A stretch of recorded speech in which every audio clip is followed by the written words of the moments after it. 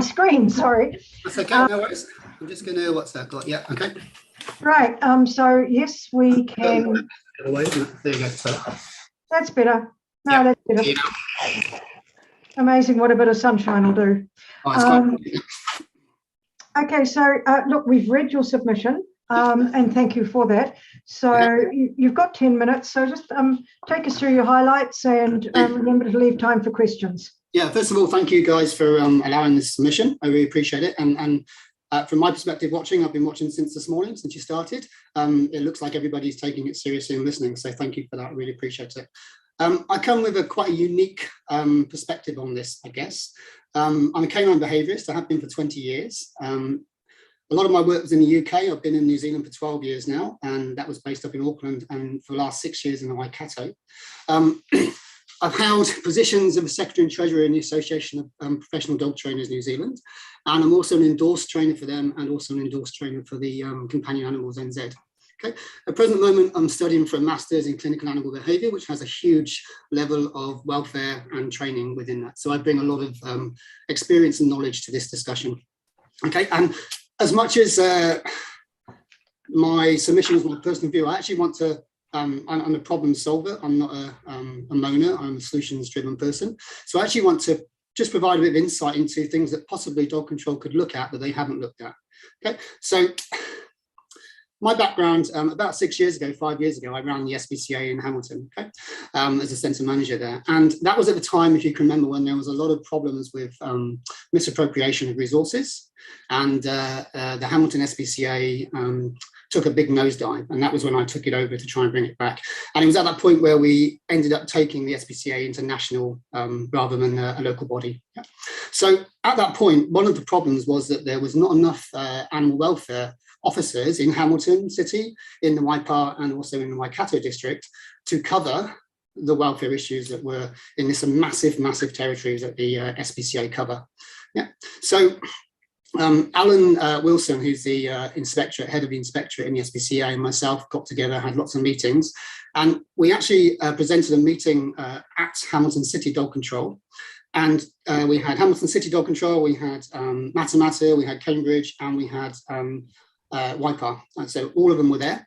And we talked about how the SPCA can help the ACOs, and that's the animal control officers, to facilitate the welfare of dogs in the Waikato. Okay, because at the moment the Animal Control Act, as James has talked about, doesn't actually give them the animal welfare things that they need to do. Yeah, because it's not meant to be there for that. It's meant to be for control and for danger. So what was proposed there was that the SPCA could work with the animal control to give limited powers and warrant them under the Animal Control Act to carry out specific welfare issues. Okay, and that was something that everybody was happy about, and the SPCA were very happy about. The logistics obviously was something that would needed to be done, and that was 6 years ago. And I imagine from the fact that we haven't got that in place now, that never went through. Interesting story, the Waikato, there was one of the ACOs in the Waikato that was actually previously an SPCA inspector, so she could have just done it just like that.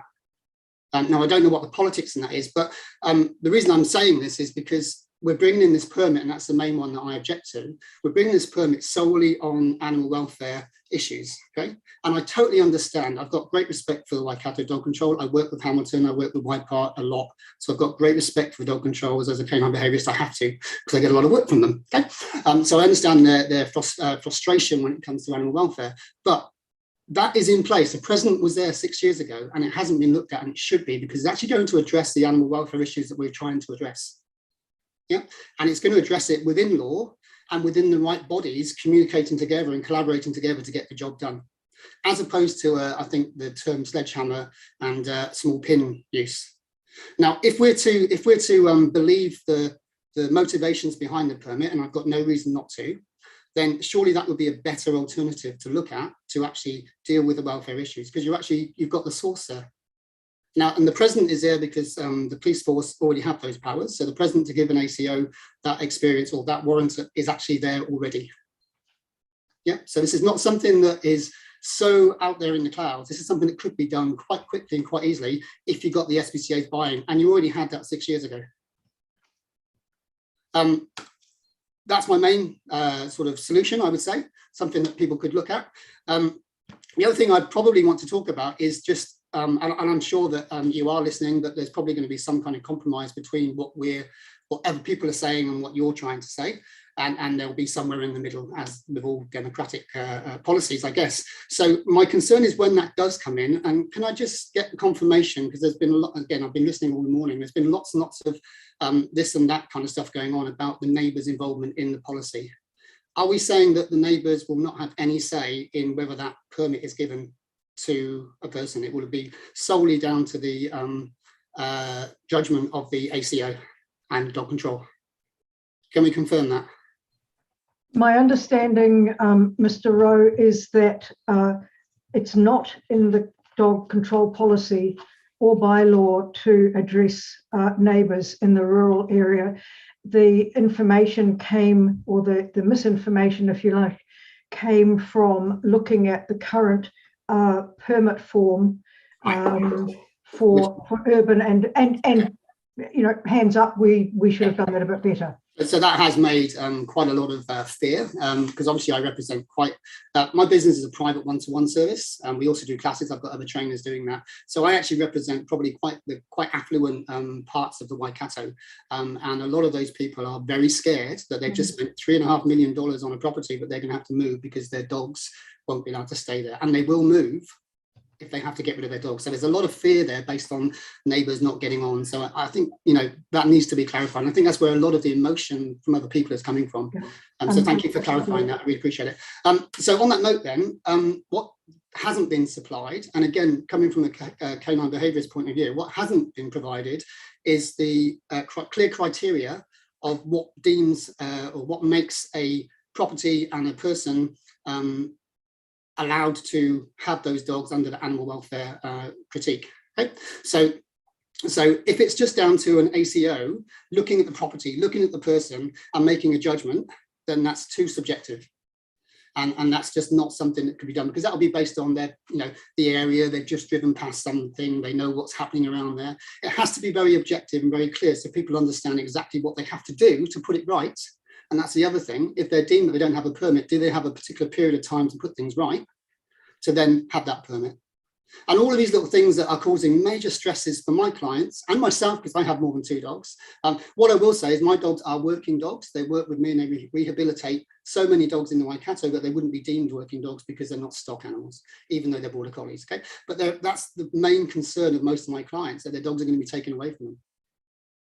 And that's awful. It's making the Waikato have a very, very negative dog exposure in the press, and I've talked about it on the radio many times. Okay, but it's given the Waikato a very poor, dog unfriendly impression. And that's probably about it. I'm happy to open questions. That is helpful. Thank you. Look, it's great to get different perspectives on things. So thank you. Are there any questions for Mr. Rowe? Councillor Wallerton, keep it brief and ask the question. So my question is, do you not think it's a good idea to have dog control officers in the community out and about, looking at things, and so when they're inspecting it, they are actually out and people see them? Do I not think? Do you think it's a good idea? Oh yeah, I think it's a very good idea. I don't think they're out enough. I think the problem for me is that some animal controls have more emphasis on control and compliance, which again is the Animal Control Act, that's the whole point of it, and some have more on education. And I come from an educational background, obviously, as a qualified teacher as well as a canine behaviourist. So I think they should be out there, and I've offered my services to Hamilton and to, sorry, my phone just keeps ringing. I offer my services to Hamilton and to the Waipa when it comes to education seminars. So yes, I do think they should be out there a lot more, but we don't have the resources to do that, do they? Yeah, so I think that's one of the bases behind the 2-dog rules, so to actually put the community, the people out there. Yep, thank you. Yeah. Thank you, Mr. Rowe. And this, from my perspective, there's just one point that you cover or that you bring up in your submission, which I would like to address publicly, where you say, where you talk about senior council members directing other councillors, etc., etc. Yeah, so there was some. Can I just remind you that I am chairing this meeting.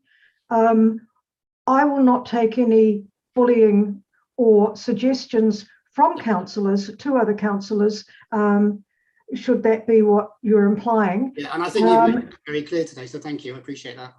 Yeah, but I think this is a fair and open process. And I'm really glad, and that was the reason why I wrote that, because I think some of the original meetings were very, maybe the intention behind the words wasn't what was intended or what people have perceived it as, but when you just see something in the cold light of day, you know, and I won't sort of say exactly, we all know what we're talking about, it's it can be very emotionally frustrating and charging for people, and I think that's one of the problems. I think all of us in our personal lives would not like little snippets appearing. So just wanted to make that clear. Really appreciated your submission, and thank you very much for taking the time to do it. That was really, really helpful. Thank you. We appreciate it. Thank you. Ms. Clark. Yep, next submitter. Sorry, a little brain freeze there. 3192, Stephen Hawkins on page 104. Thank you.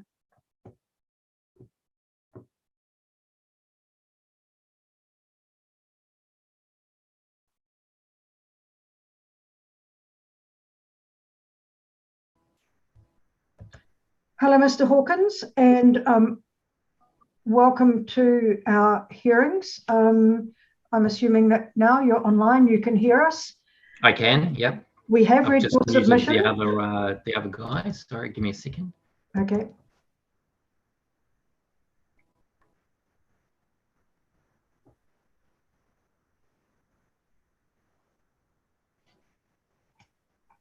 Right, are you ready to start? Yeah. Okay, so as I said, we've read your submission. Just run through the highlights for us, the key points that you want us to know, and remember, if you want any questions, to leave time at the end within your 10 minutes. So the next 10 minutes are all yours, sir. Oh, don't worry, I won't take long. I've just spent 5 hours waiting for COVID tests, so I'm a little bit tired, so to speak. Hey, I imagine you're a bit frazzled as well. Sorry? I imagine you're a bit frazzled as well. It took a while. It took a while.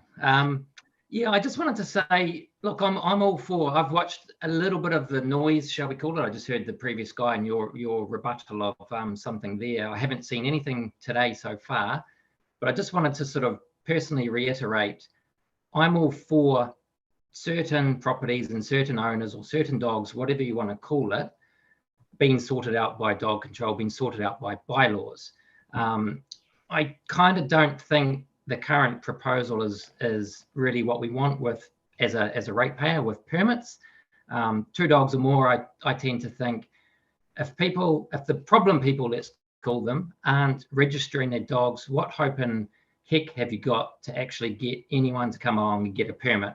Okay, so that's kind of dreaming, no offense. I just think go back and strengthen the bylaw to be able to deal with these people or these dogs or these properties or whatever you need. You know, I'm all for it, genuinely. I simply don't see that bylaw as it's proposed doing much other than alienating the ratepayers and whatever. My second point is kind of along the lines of, you know, dogs and pets and what have you are very important.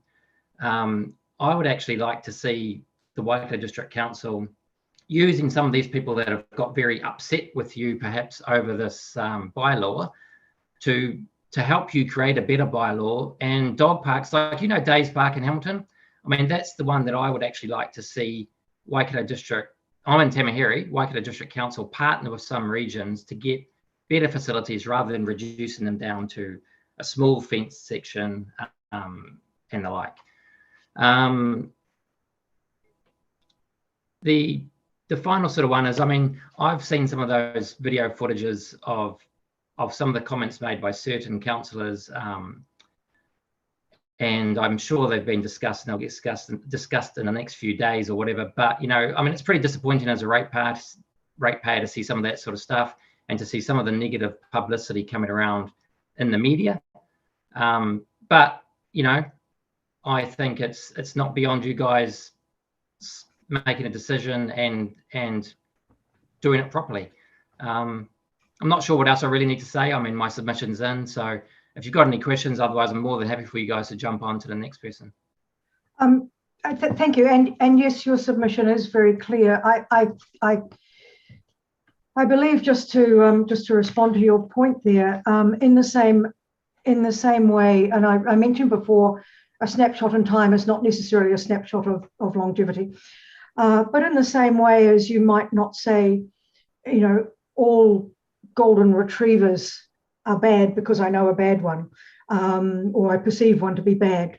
Be careful you don't create your own impressions that may not have validity. Councillor Eyre. Thank you, Madam Chair, and thank you very much for your submission, Mr. Hawkins. I acknowledge the concerns you've had in respect of this process. Just to clarify, you're objecting to the proposal in respect of the limiting the 2 dogs and in addition to the amendments of the off-leash areas and the exercise areas, both matters, are you? Correct. Right, thank you. Thank you. Are there any more questions for Mr. Hawkins? No, I think you've made your point. You've made it very clearly. As with all of them, we're taking these on board because every little bit of information is really helpful. So thank you for taking the time to do it, and thank you for taking the time to present to it as well. No problem. Thanks for having me. Thank and you. Good luck. Thank you. Thank you. That's kind. All right. Thank you. Ms. Clark. Yep. Next submitter is 2943, Kirsty Bain, page 213. Thank you.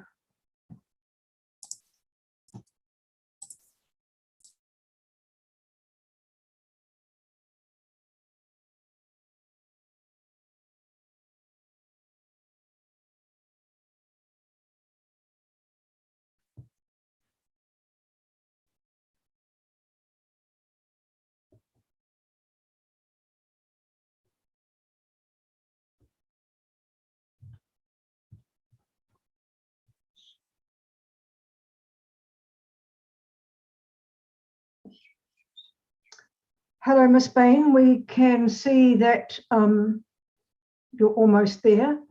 We just need to have some vision and sound.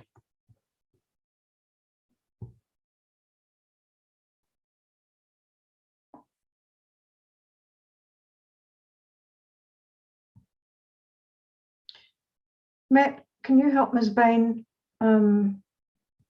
if she needs connecting up there? I think she's connected, but she just needs to turn her camera on, but she might not be able to hear us. Right. No.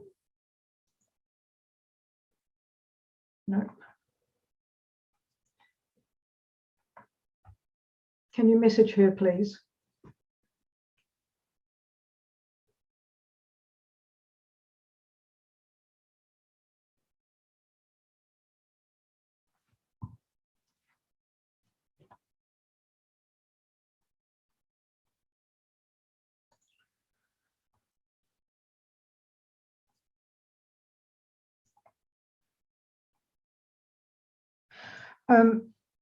Ms. Clark, do we have the next submitter waiting? Yes, we do. Could I suggest that you put Ms. Bain back in the waiting room and ask Mr. Robinson, and then try and resolve Ms. Bain's issues? Yep.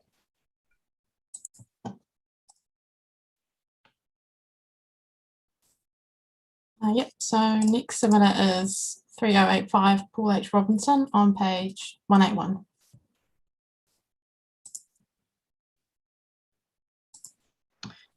Hello, Mr. Robinson, and welcome. We can see you. Hopefully we can hear you. We have read your submission. Thank you for taking the time to submit. And in the next 10 minutes, can you just give us the highlights as you see them? And if you want or welcome any questions, please leave time in that 10-minute slot. So the next 10 is all yours. Thank you, Madam Chair, and good afternoon, councillors and Mayor Mr. Sanson. Just briefly, you've read my submission, so I'm only going to cover off the points that I think are the most pertinent. By way of introduction, my wife and I are long-term members of Dogs New Zealand.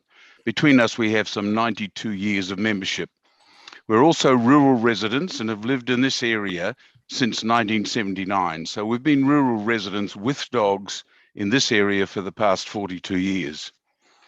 I've served on the executive committee of the Dogs New Zealand. I'm currently a member of their Audit and Risk Committee of Dogs New Zealand. I'm the president of the largest gun dog club in New Zealand, Waitemata Gun Dog Club.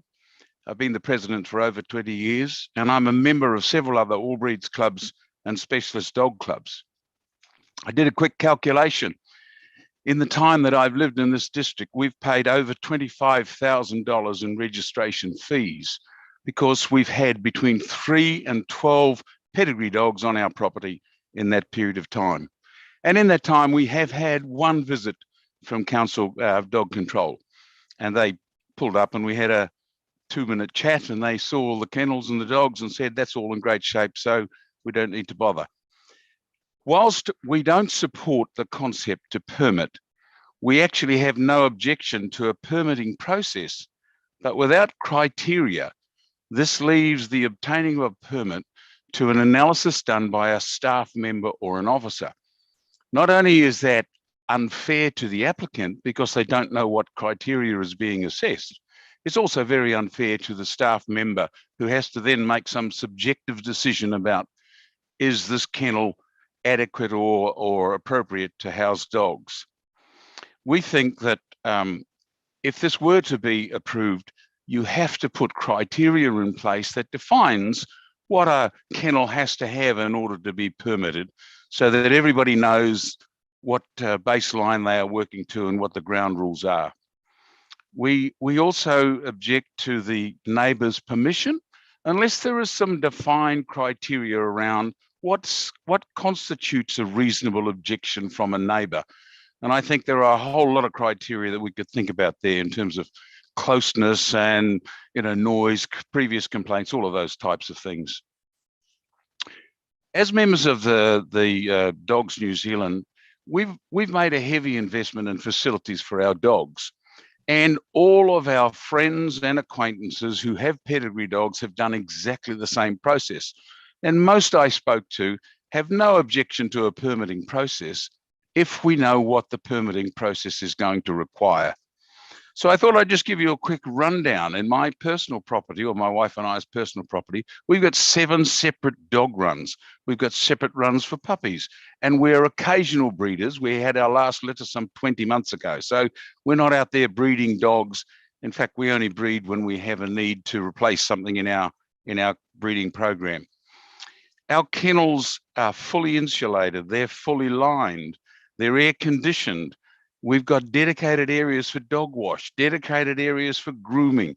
We even have screens on all the doors, not to keep flies out, to stop birds flying in so the dogs don't bark at birds that are jumping around in front of them and annoying others. So most Dog New Zealand owners invest heavily in their dog and support penalties and court appearances for those people that don't comply. We're all very aware of the Glover case that is currently moving through the court, and we fully support the processes that are going to be used to get an outcome. As long-term members of Dogs New Zealand, we're required to be compliant with a code of conduct and a breeder's code of ethics, a whole lot of requirements for us. Occasional breeders, with the permit levels, potential exists to prevent us from doing simple things like homing dogs. We sometimes home dogs for friends who become ill, who go to hospital, who need care. Sometimes people pass on and we care for their dogs until such time as someone can come or we place them in another home. We also have friends who travel overseas on occasion, and so they bring their dogs and we care for them. We might have 1, maybe 2 additional dogs. With COVID, we recently housed dogs for 2 months while the people were in the process of being able to secure flights for their dogs to the UK. Now, most clubs in New Zealand have a pet rescue fund, and so the cost of housing these dogs doesn't fall on the individuals, but it's something to bear in mind that although we might have a permit in a permitting process, there are going to be occasions where we will want to exceed those numbers for very valid reasons. We don't believe that 7 households over 5 years is a reason to place this limit on all rural dog owners. As was explained by James Carter earlier in the day, the current legislative framework exists to enable enforcement by animal welfare officers. In the draft, farm dogs and working dogs are exempt when no registration figures are available and the officers of council refuse to supply data on the number of complaints relating to farm dogs. So why is it that they are proposed to be exempted? There's no rationale, there's no figures, there's nothing to support the exemption of farm dogs other than somebody has said somewhere, oh, let's just exclude farmers. You can only conclude there is a positive bias being provided to farmers. In essence, they will be exempted without any data to substantiate this exemption, whilst with little evidence, all rural property owners are becoming or being discriminated against unless they are farmers. We have a now deceased friend who many years worked for Franklin Dog Control. And in conversation, she shared with us many occasions where she was called to farming properties because the care of dogs was not as it should be.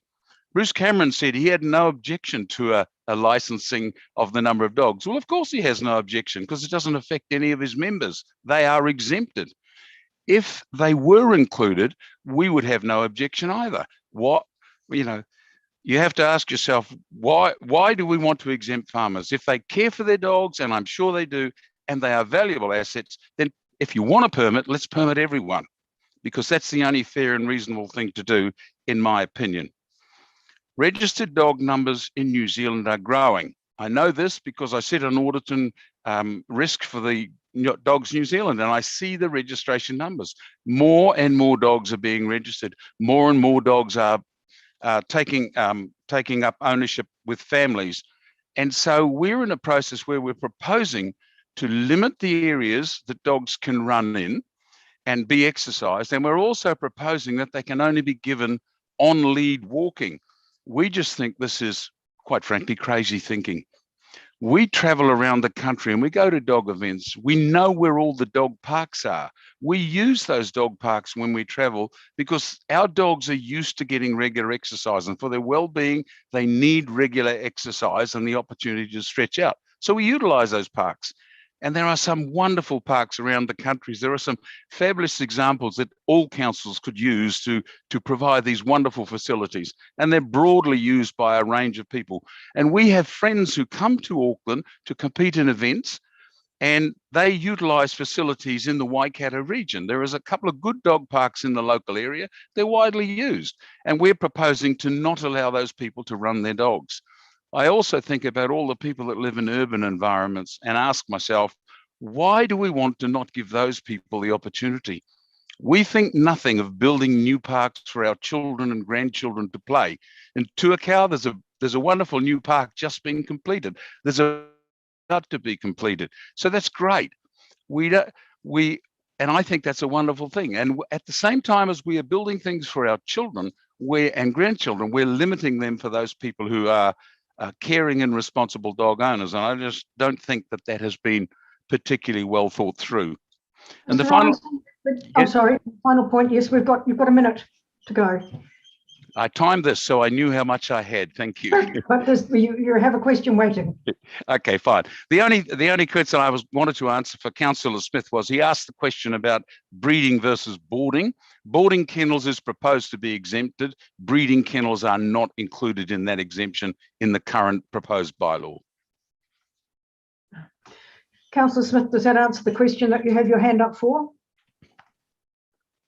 And now you're mute. No, you probably prefer I stayed mute, but no.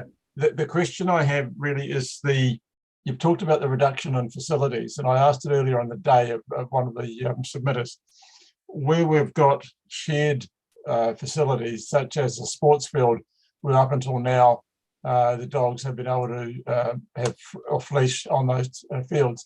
There's become an issue with feces and the likes. So and I just congratulate you on your presentation. Excellent, thank you. Thank you. We're not trying in that situation to take away an area. It's basically reducing it to the external area of the village green at Te Kauwhai domain at Whara. But some years ago we reduced dog license fees, it seems to me that some of the concern about these facilities would be able to be achieved much more quickly if the dog fees went up to enable the provision of this facility for. I'm sorry, Councillor, your question has run well over time. Yeah, the question is about whether the dog fee could go up to provide the facilities that you're asking us to provide.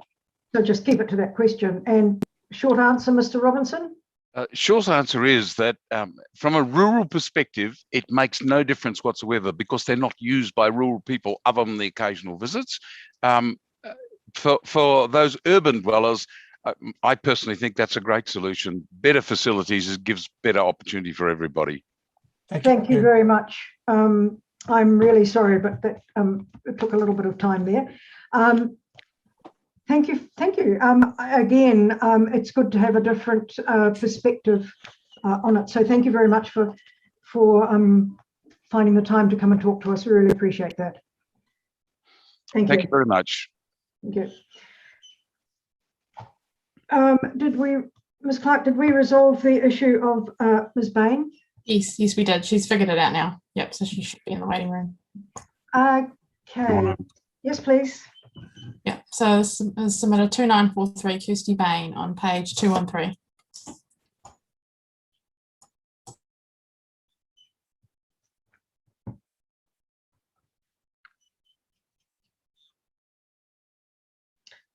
Perfect, Ms. Bain, welcome. I'm sorry we had to chuck you out and start again, but thank you.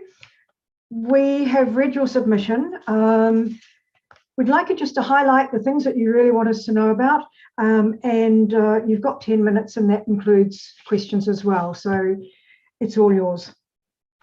Okay, hi, my name's Kirsty Bain. Yeah, I think you'll need to just use your outside voice there. Yep, okay. My name's Kirsty Bain.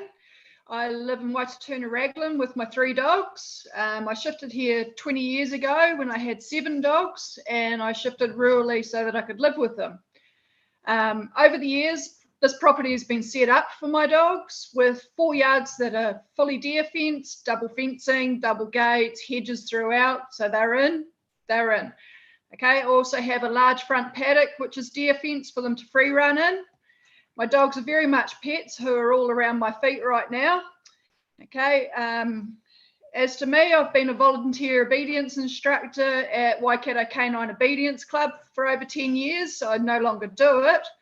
But during that time, I became a qualified behaviourist, giving in-home consultations at a very low fee, sometimes for free, basically because I think that dogs need people to get it right for them, and just having the right tools.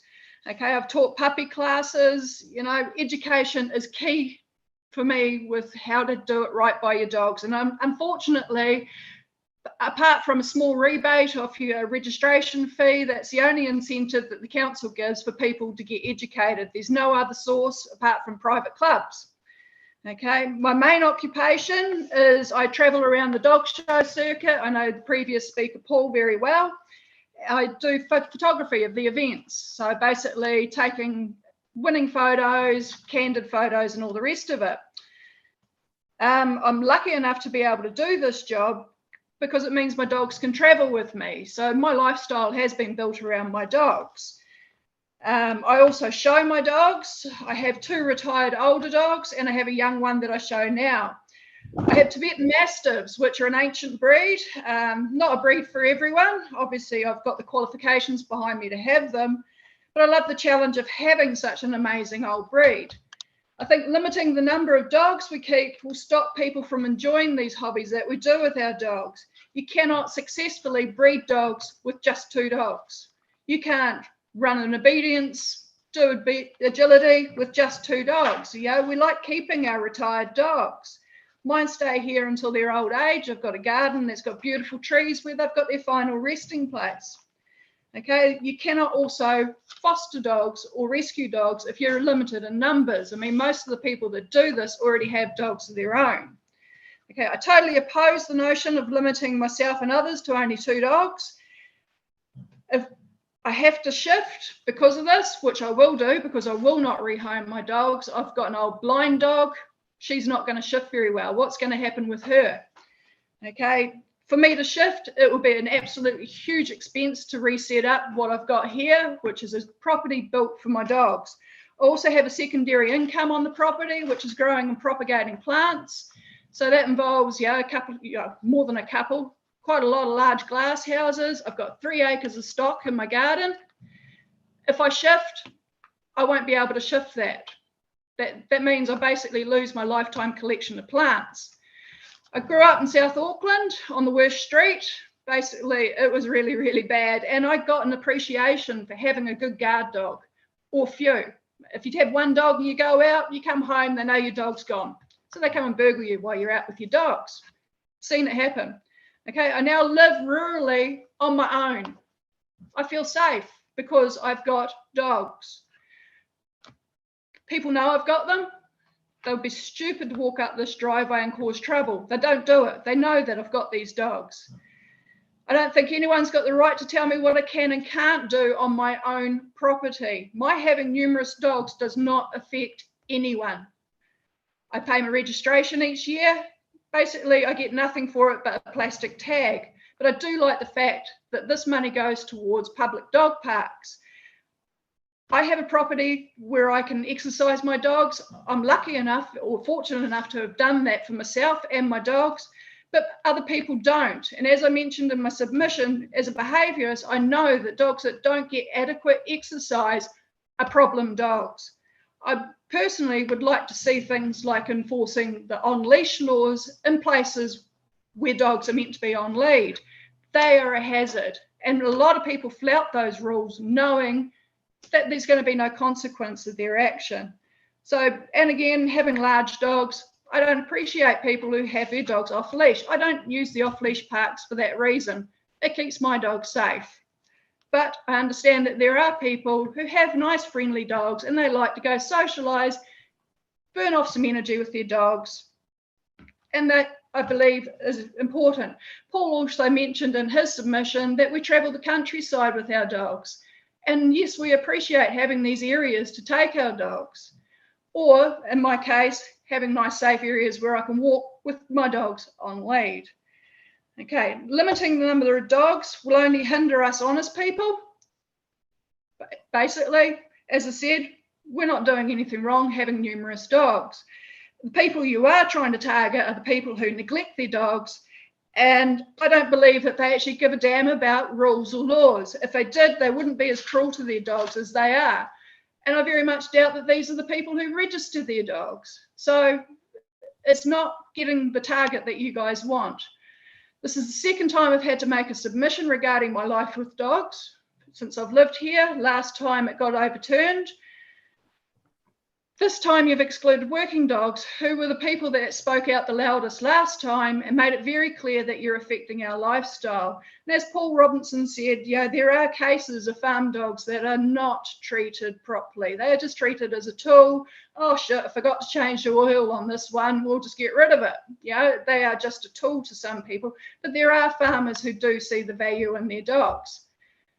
Definitely. As I said, it changes our lifestyle. In effect, my dogs do a job for me, which is to protect me on my property living alone. And in return, they get an amazing life. Anyone who knows me will vouch how well cared my dogs are. Again, I don't think the change of law should happen. It's too many sad repercussions for people like myself. And it's not going to change the bad people. It's just going to affect honest people. Okay, thank you for listening. Have you got any questions? Thank you, ma'am. Are there any questions for Ms. Bain? No, it sounds like you have made it very, very clear. It also sounds like you've got rather a dream job, I would say. Very lucky. Yeah, obviously. Mayor Allen, you've got a comment, question? Thank you for your submission, Kirsty. Just a comment you made in relation to funding dogs. Are you of the belief that dog registration covers the cost of running animal control within council? I think it's pretty limited in what you guys got resources for. I know people who work in animal control and they find it quite a frustrating job that they don't have enough time or resources to educate people. Obviously, you've only got a time scale in which you guys can house these dogs. People who collect them get charged as such, which is good. But yeah, there's unfortunately dogs are a victim of this. So yeah, I do not mind my money going towards hopefully educating people, bettering dogs' lives, because I'm very, very passionate about my animals being well cared for, and I'd hope that other people do the same, but sadly it's not a reality. So would you be surprised if I told you that animal control over and above the registration is subsidised by general ratepayers by hundreds and hundreds and hundreds of thousands of dollars every year? And I'm also a ratepayer. Yeah, I know, and so am I. Yeah. But I've got to think of the other 83,500 I have too. Okay, well, I also understand that you guys are very limited in what you can do in the way of, well, how you manage dogs that aren't well cared for. I've made protests or complaints in the past, and I've been told that they've got to give 24 hours notice for the people to back up their ideas. They do it for a week and the dog's back to being neglected. So yeah, there is a hole in the system, and I do not think that permitting dogs is actually going to fix any of this. Maybe right. Well, that's a very good summary to end on. Thank you very much, Ms. Bain, for your submission and also for your verbal submission. Really appreciate that you take the time to do that. So thank you. Okay, thank you. Thank you. I don't believe there is anybody in the waiting room. Ms. Clark? No, not currently. Okay, so we are not due for the next submitter until 3:20. So